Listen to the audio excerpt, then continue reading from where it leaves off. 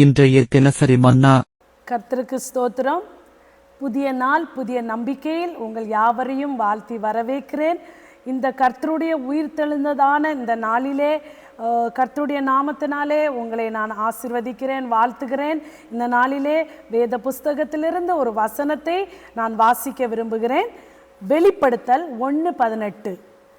மரித்தேன், ஆனாலும் இதோ சதா காலங்களிலும் உயிரோடு இருக்கிறேன். ஆமேன். நான் மரணத்திற்கும் பாதாளத்திற்கும் திறவுகோல்களை உடையவனாய் இருக்கிறேன். ஹல்லேலூயா. இந்த இடத்துல கர்த்தருடைய வேதவசனம் சொல்லுகிறது, மரித்தேன் ஆனாலும் இதோ சதா காலமும் உயிரோடு இருக்கிறேன். ஹல்லேலூயா. நம்முடைய தேவன் மரித்தார், ஆனால் சதா காலமும் உயிரோடு இருக்கிறார்.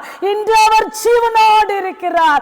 மனு குலத்தின் பாவத்திற்காக ஹல்லேலூயா ஒரு மனு உருவம் எடுத்து அவர் இந்த பூலோகத்தில் வந்து எல்லா மனிதனுடைய பாவத்தை தன் மேல் சுமந்து கொண்டு அவர் மரித்தார்.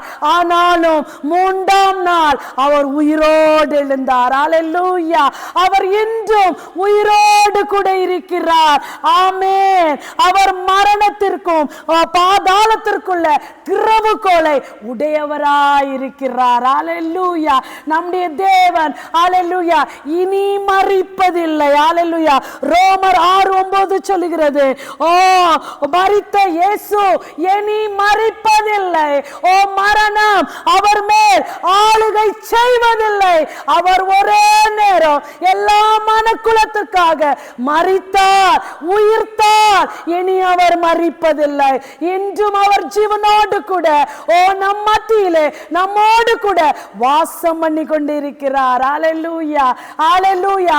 நாம் கல்லையோ மண்ணையோ மரத்தையோ நாம் ஆராதிக்கவில்லை. நாம் ஜீவனுள்ள தேவனை, நம்முடைய ஹல்லேலூயா விண்ணப்பத்தை கேட்கிற தேவனை, நம்முடைய அங்கலாய்ப்புகளை கண்ணீரை காண்கிற தேவனை, ஜீவனோடு இருக்கிற தேவனை நாம் சேவிக்கிறோம், நாம் ஆராதிக்கிறோம். ஹல்லேலூயா.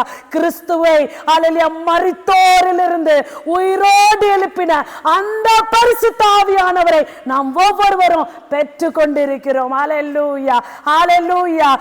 அந்த பரிசுத்த ஆவியானவர் உங்களுடைய மரித்து போய் இருக்கிற உங்களுடைய அந்த வாழ்க்கையை உயிர்ப்பிக்க அது போதுமானதா இருக்கிறது. உயிர்ப்பிக்க அது வல்லமை உள்ளதாய் இருக்கிறது.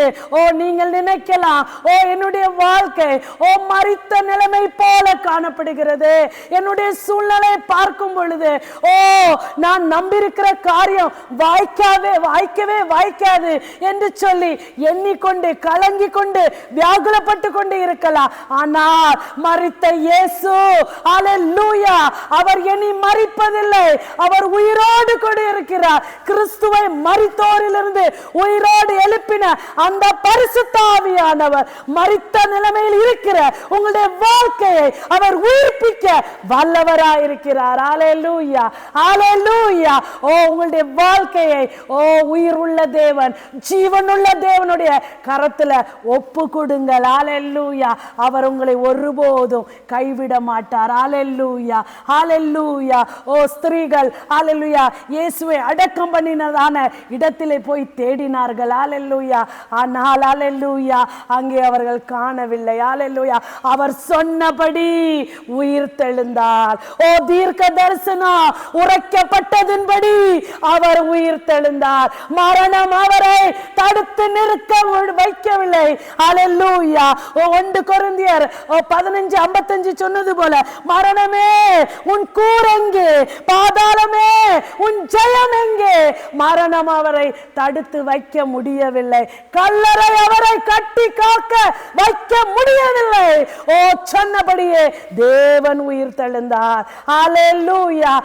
அதே தேவன் இன்று உங்களுடைய வாழ்க்கையில சொன்னதான எல்லா காரியங்களையும் அவர் நிறைவேற்றுவார். ஹalleluya, ஹalleluya.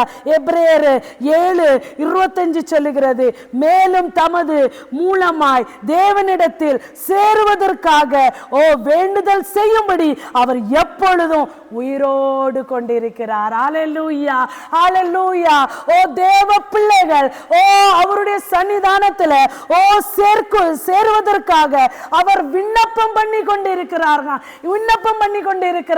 உங்களுக்காக அவர் விண்ணப்பம் பண்ணும்படியாக எப்பொழுதும் அவர் உயிரோடு கூட இருக்கிறார். ஹalleluya, எப்பொழுதும் அவர் உயிரோடு கூட இருக்கிறார். ஹalleluya, அவர் உயிரோடு கூட இருக்கிறபடினால உங்களுக்காக அவர் விண்ணப்பம் பண்ணுகிறார். ஹalleluya, உங்களுக்காக அவர் பிதாவின் சமூகத்தில் பரிந்து பேசிக் கொண்டிருக்கிறார். உங்களுக்காக அவர் எண்ணுக்கடங்காத பெருமச்சுகளோடு ஏங்கி கொண்டு பிதாவின் சமூகத்தில் விண்ணப்பித்துக் கொண்டிருக்கிறார். அந்த தேவன் உயிரோடு கூட இருக்கிறார். எபிரேயர் 7:25 வசனத்தின்படி அவர் உயிரோடு கூட இருக்கிறார். தேவனிடத்தில் சேருகிற பிள்ளைகள் உங்கள் ஒவ்வொருவரையும் அவர் விடுவிப்பார். உங்கள் ஒவ்வொருவரையும் அவர் தப்புவிப்பார். உங்கள் ஒவ்வொருவரையும் அவர் குணப்படுத்துவார். உங்களுடைய வாழ்க்கையை அவர் ஆசீர்வாதமாய் மாற்றுவார். ஹalleluya. கிறிஸ்துவின் உயிர் தெழுந்ததான இந்த நாளிலே நாம் கிறிஸ்துவின் உயிர் தெழுதலின் செய்தியை அந்த ஸ்திரீகள் சொன்னது போல நாமும் புறப்பட்டு சென்று கர்த்தராகிய கிறிஸ்து மரித்த இயேசு ஹalleluya உயிர் தெழுந்தார் என்று சொல்லி கர்த்தருடைய நாமத்தை மகிமைப்படுத்த நம்மை நாமே ஆயத்தப்படுத்துவோம். கர்த்தர் தாமே உங்களை ஆசீர்வதிப்பாராக. கண்களை மூடி ஜெபிக்கலாம். ஸ்தோத்திரம் ஆண்டவரே, நன்றியோடு துதிக்கிறோம். பரிசுத்த ஆவியானவரே ஸ்தோத்திரிக்கிறோம். ஆண்டவரே, மரித்த இயேசு இனி மரிப்பதில்லை. ஹalleluya, இதோ நான் மரித்தேன், ஆனால் சதா காலமும் நான் உயிரோடு கூட இருக்கிறேன். என் தெய்வம், நீர் உயிரோடு கூட இருக்கிறீர். நீர் என்றும் ஜீவிக்கிறீர். நீர் என்றும் உயிரோடு இருக்கிறீர் ராஜா. அதற்காய் ஸ்தோத்திரம் அப்பா. உம்முடைய பிள்ளைகளுடைய வாழ்க்கையில எந்தெந்த காரியத்துல கர்த்தாவே அவர்கள் சோர்ந்து போய் கலங்கி போய் வியாகுலப்பட்டு கொண்டு இருக்கிறார்களோ அந்தந்த காரியங்களிலும் உயிர் தழுதலின் ஆவியானவர் தாமே அவர்களை உயிர்ப்பிக்கும்படியாய் ஜெபிக்கிறேன்.